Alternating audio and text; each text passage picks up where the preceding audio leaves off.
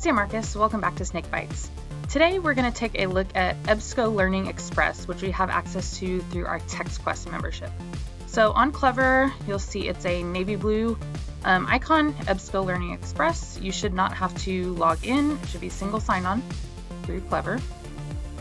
Once you or your students log in, it will take you directly to My Center, which will show you what progress you've made on any of the centers that you look at in EBSCO Learning Express. But one of the great things that Learning Express offers is a bunch of test prep courses or test prep practice exams for your students to take.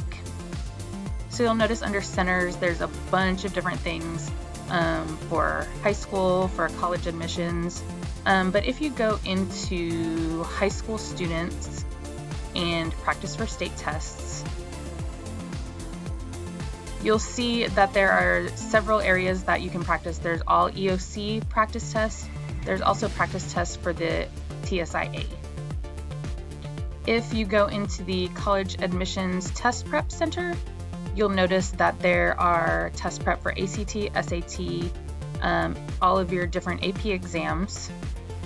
So you can see all the different AP exams and ebooks or any other materials that are there for those practice areas. And then there's also practice for PSAT. Also from the centers page, there's the Career Center Plus, so you can see that there are different other exams for CTE that there is preparation for cosmetology, hospitality, military. So a bunch of different cool things that especially high school students will benefit from. And the last thing I want to show you is the Job and Career Accelerator.